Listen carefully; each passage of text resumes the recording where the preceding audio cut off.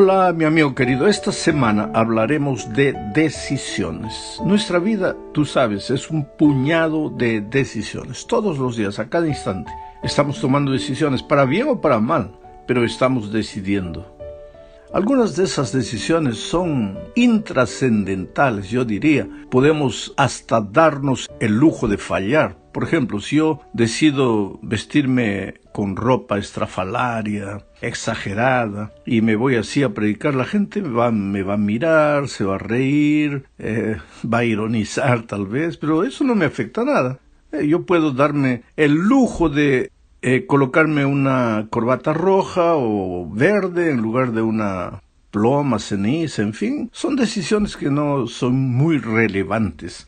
Pero hay 3 decisiones en la vida importantísimas. Primero, cuando vas a escoger una carrera profesional para la vida. No te puedes equivocar porque es a eso que vas a dedicar toda tu vida. En segundo lugar, cuando vas a escoger un camino espiritual para tu vida, porque si tú no estás en paz contigo mismo y con Dios, pues nunca vas a tener alegría, entusiasmo para vivir. Y la tercera decisión trascendental en la vida es cuando te vas a casar, porque vas a vivir con esa persona para el resto de tu vida, y si no eres feliz, ¿qué va a suceder?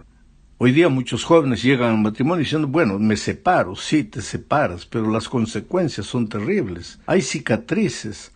Las estadísticas dicen que un muchacho, por ejemplo, sufre más cuando los padres se separan que cuando los padres mueren. Porque cuando los padres mueren, por lo menos les resta el consuelo de que pues ya murieron. ¿Qué pueden hacer? Pero cuando ellos se separan y siguen vivos, eso es doloroso y terrible, por más diálogo que tú tengas con el joven, con el hijo. Entonces, el matrimonio es una decisión que necesita ser pensada varias veces. Necesitas clamar, pedir, suplicar la ayuda divina para no equivocarte, porque el error en esta decisión puede afectarte no solo a ti, sino a las personas que amas. Ahora, en los tiempos de Nehemías, el pueblo había tomado decisiones completamente erradas con relación al matrimonio. Voy a leer el texto de Nehemías 13, 23 al 25, y voy a ir explicando a medida que vaya leyendo. Voy a parar, comentar. Dice el texto: En aquel tiempo descubrí también que algunos judíos se habían casado con mujeres de Asdod, de Amón y de Moab, y que la mitad de sus hijos hablaban la lengua de Asdod y de otros pueblos, porque no habían aprendido la lengua de sus padres judíos. Les llamé la atención y los maldije. Bueno, primero voy a explicar este asunto del idioma. Tú sabes que durante el exilio el idioma que el pueblo de Israel habló fue arameo. Pero algunos israelitas se casaron con gente que no era del pueblo de Dios. Asdod, Amón, Moab. Allí el idioma no era arameo. Las mujeres no hablaban arameo. Pero esas mujeres se casaron con gente de Israel, con hombres de Israel. Y cuando los niños nacieron, hoy es admirable, querido. Hoy es admirable cómo los papás participan de la educación de los hijos, pero antes no era así. La educación prácticamente quedaba en manos de la mamá. El padre hablaba arameo, pero la madre hablaba el idioma de su pueblo. Resultado, los niños crecían hablando el idioma de la madre y no del padre.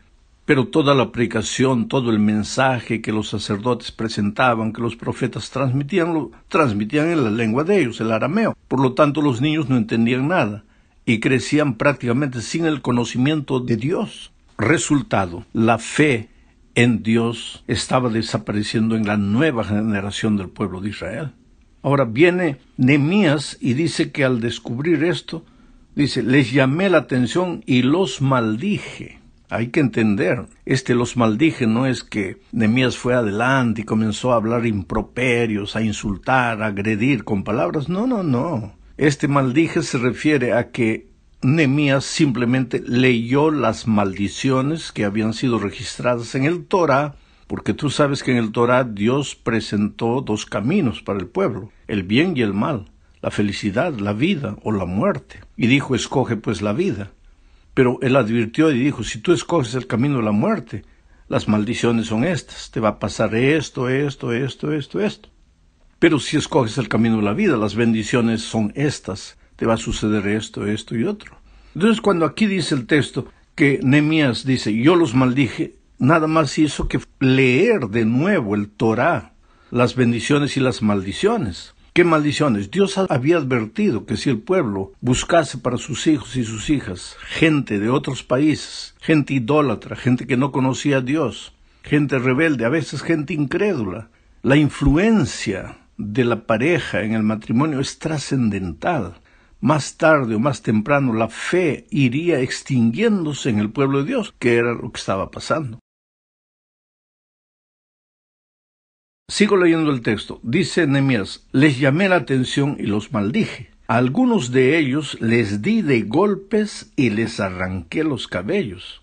Y les hice jurar que no darían sus mujeres a los extranjeros y que tampoco tomarían mujeres extranjeras para ellos mismos. Ahora, hoy día, querido, cuando alguien que no tiene conocimiento bíblico, conocimiento de la historia, lee este texto, es capaz de llegar a la iglesia el sábado y comenzar a querer arrancar el cabello a todos los que se han casado con personas que no son de la iglesia. Cuidado, cuidado, hay que saber interpretar el texto, y para interpretar el texto hay que conocer un poco el contexto, la historia, el momento en que el texto fue escrito. En la cultura de aquellos días se reprendía a una persona llevándolo a público. La ley permitía eso estaba aprobado por la ley. La persona era llevada al público, era amonestada públicamente, muchas veces era castigada públicamente. Pero esa era la cultura de aquellos días. No vas a querer aplicar hoy eso cuando la cultura ha cambiado. Si tú llevas a una persona adelante, o si tú agarras a una persona por los cabellos, vas a ir a la cárcel, querido. Entonces, mucho cuidado. Lo que rescatamos de aquí es el principio. El líder espiritual del pueblo, Nehemías, no aprobaba el matrimonio mixto. ¿Y por qué? ¿Qué razón hay? Mira, querido, te voy a explicar lo siguiente. Una pareja, para ser feliz en el matrimonio, tiene que tener el mayor número de puntos en común. Mejor si vienen del mismo pueblo, de la misma raza, de la misma cultura, del mismo estrato social, de la misma región, porque come la misma comida, habla la misma lengua, tiene los mismos conceptos, y principalmente es bueno casarse con alguien que tenga la misma fe que tú. Ahora, asimismo, teniendo el mayor número de puntos en común, no es fácil la convivencia. Hay puntos de vista diferentes, cada uno tiene una opinión, pero cuando hay principios generales para la familia es más fácil convivir, a pesar de las dificultades. Ahora, cuando no hay puntos en común, la convivencia, no digo que sea imposible, pero es mucho más difícil. Es mucho más fácil que discutas, porque en la luna de miel todo es lindo, pues besito, besito, abrazo, pero ¿y cuando pasó la luna de miel? Cuando caes en la realidad y ves cómo tienes dos mundos diferentes, y cuando vienen los hijos, ¿qué les vas a enseñar? ¿Lo que el papá cree o lo que la mamá cree?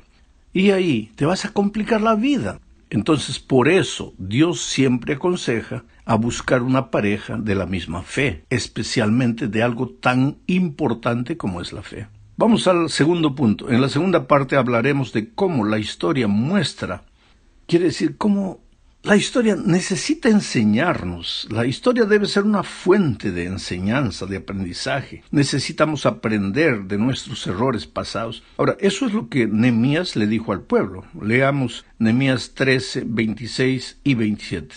Les dije, ¿acaso no fue este el pecado de Salomón, rey de Israel? ¿Qué pecado? Es que Salomón, con toda la sabiduría que tenía, pues se casó con mujeres paganas. ¿Y qué pasó? La propia fe de Salomón fue debilitándose hasta caer en una apostasía completa. Gracias a Dios que Salomón se levantó y volvió, pero hay muchos que se van y nunca regresan.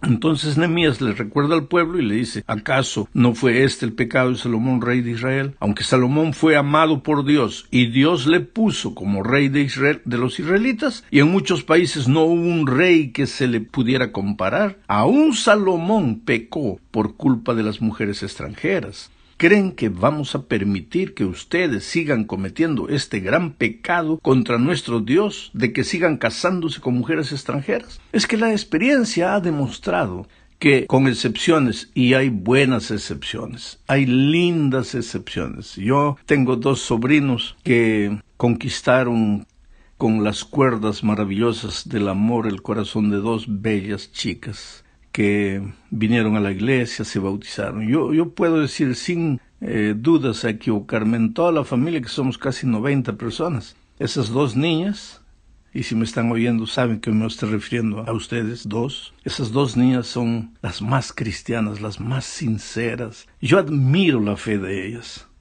Y no nacieron en la iglesia, sino que fueron traídos al conocimiento de la palabra de Dios, pero con raras excepciones como estas y otras que hay por ahí. Generalmente el matrimonio mixto hace que la fe se deteriore y muchas hijas de Dios salgan de la iglesia y muchos hijos también. Entonces hay que tener cuidado. Esto no es capricho divino, es que Dios sabe todo, Dios te ama, Dios quiere que seas feliz, pero a veces sabes que llevado ni siquiera por el amor, sino por la pasión, eres capaz de olvidarte de Dios, olvidarte de sus consejos, de sus principios, tomas la rienda de tu vida en tus propias manos y solo te haces sufrir.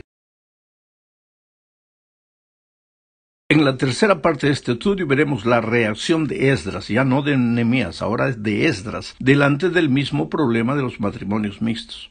Leamos Esdras 9, 1 y 2. Dice: acabadas estas cosas, los príncipes vinieron a mí diciendo: el pueblo de Israel y los sacerdotes y levitas no se han separado de los pueblos de las tierras, de los cananeos, heteos, fereceos, jebuseos, amonitas, moabitas, egipcios y amorreos, y hacen conforme a sus abominaciones, porque han tomado de las hijas de ellos para sí y para sus hijos, y el linaje santo ha sido mezclado con los pueblos de las tierras, y la mano de los príncipes, de los gobernadores, ha sido la primera en cometer este pecado.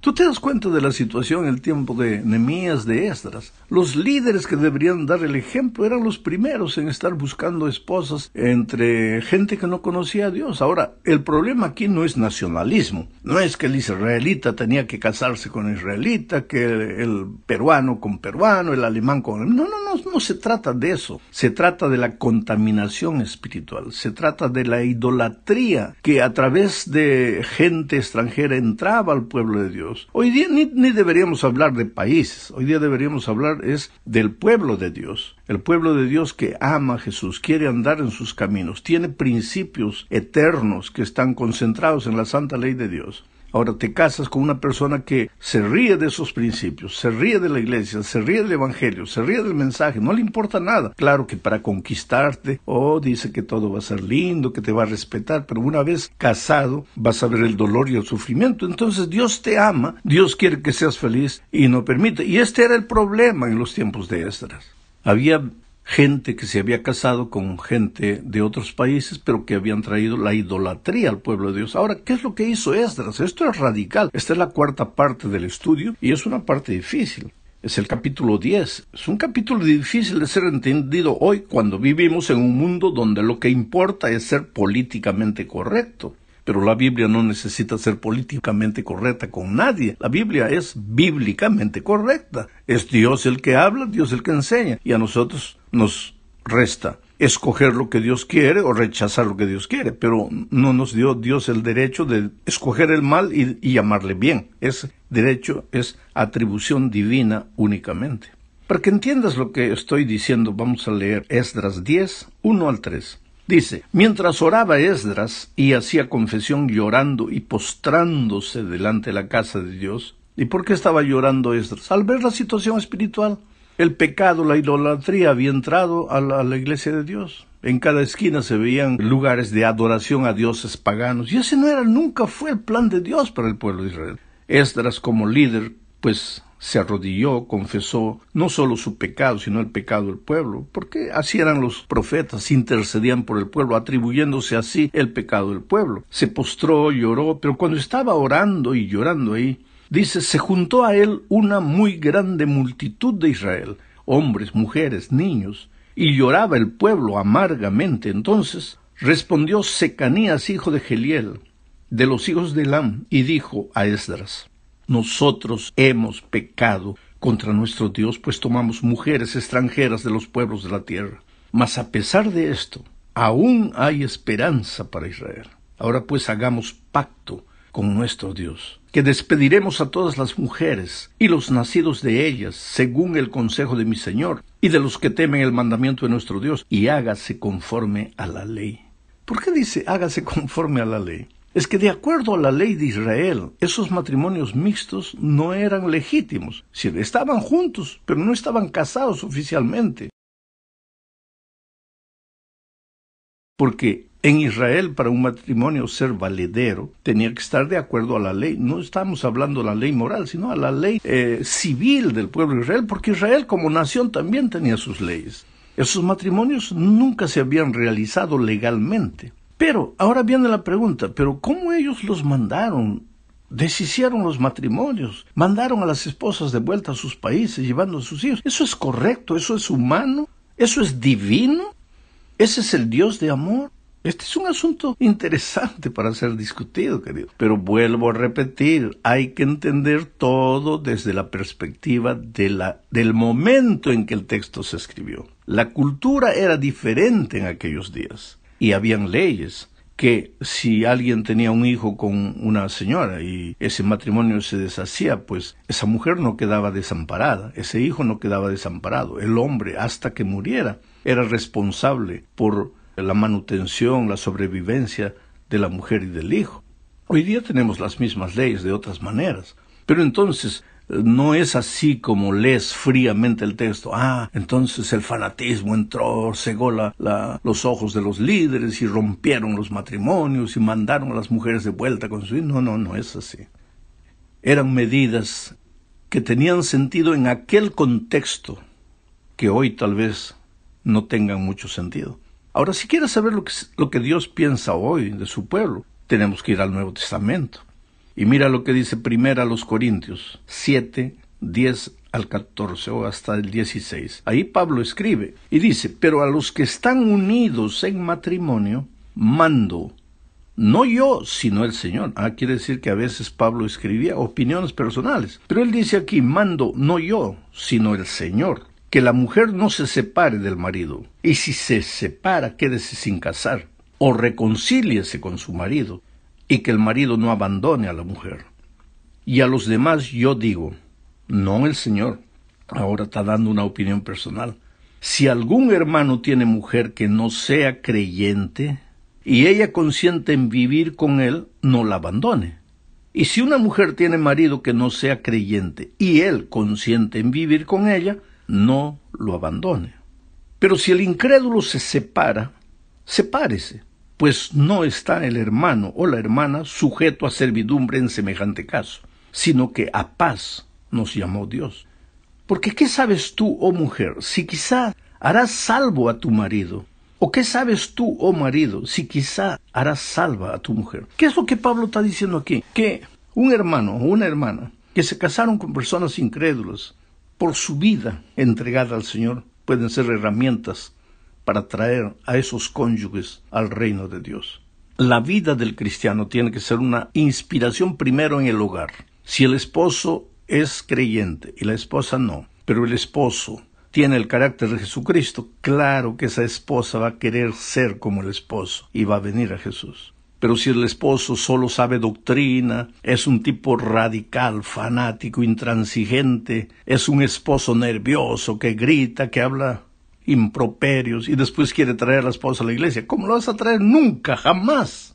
El argumento para traer un cónyuge a la iglesia no es la doctrina, es la vida. Tu vida tiene que ser una vida de inspiración. Tu vida tiene que hacer pensar al cónyuge. Él tiene que decir, yo estoy casado con una persona diferente. Yo quiero ser como esta persona. Y entonces tú vas a ver las maravillas que Dios hace en la vida de los cónyuges. Yo conozco una persona cuyo esposo no era de la iglesia. Ella siempre me buscaba, decía, pastor, ore por mi esposo, ore por mi esposo. Un día hasta yo lo visité, pero él no me quiso recibir, un hombre duro, malo. Pero pasaron años y un día ella vino, pastor, mi esposo está en la iglesia, se bautizó. Le digo, ¿cómo sucedió eso? Me dice, pastor, es que durante 20 años yo le hablaba todos los días a mi esposo acerca de Jesús y él no quería nada. Pero el último año cambié. En lugar de hablarle a mi esposo de Jesús, empecé a hablar a Jesús todos los días acerca de mi esposo y él se convirtió. Es que lo que los argumentos no pueden hacer, el amor de Dios lo hace. Entonces ora, clama a Dios, el Espíritu de Dios está trabajando en el corazón de esa persona. Y si tu vida es una inspiración, pues vas a ver a tu cónyuge un día bautizado. Que Dios te bendiga ricamente.